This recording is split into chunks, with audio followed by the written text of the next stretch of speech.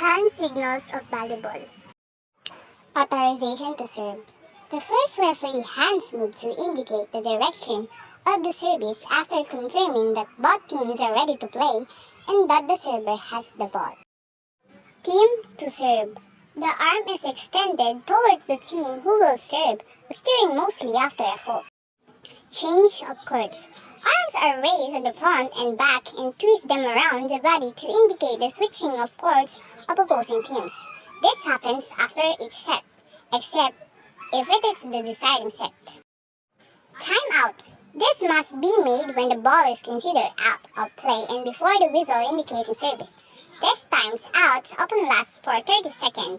Substitution. The four arms do a circular motion around each other to indicate substitution of players. Substitution is when a player enters the game in a place of participating player who needed to exit the court. Misconduct warning or misconduct penalty. The referee holds up two color cards to indicate misconduct. A yellow card signals warning, a red card signals a penalty. Expulsion. Both cards are held up in one hand to signal expulsion from the game. When a player has been signaled expulsion, he or she shall not play for the rest of the set and must be substituted legally and immediately. She must also stay in the penalty area. Disqualification. This action requires the player who committed the misconduct to be substituted legally and immediately and must leave the competition control area for the rest of the match. End of set or match. Forearm cross the front of the chest with both hands. Play open to signal the end of the match or set. The end of the match is signaled when the match is won by the team who won 3 sets. Ball not tossed or released at the service hit. An extended arm lifts when the palm facing up to indicate that the ball was not tossed or released at the service hit. Delay in service. Referee holds up 8 fingers to indicate a delay in service. The server must hit the ball within 8 seconds after the referee's whistles. Blocking fault or screening. Both arms are raised vertically to indicate a blocking fault or screening. Screening is executed by waving arms or jumping and moving sideways. Positional or rotation of fault.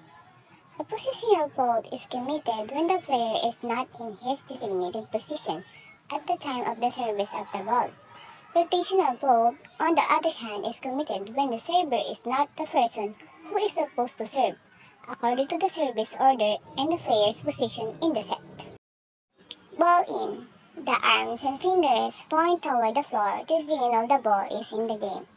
The ball is considered in if some part of the ball touches the court, including the boundary lines. Ball out. The ball is considered out if the ball falls outside of boundary lines or if it touches the area or subject outside the court. Catch.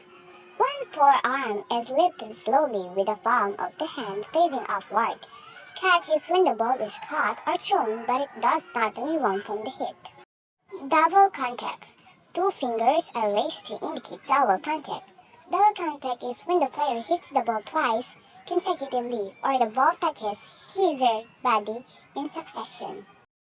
4 hits. 4 fingers are raised up in the event of 4 hits or when the members of the team hit the ball 4 times before passing it over the opponent's side.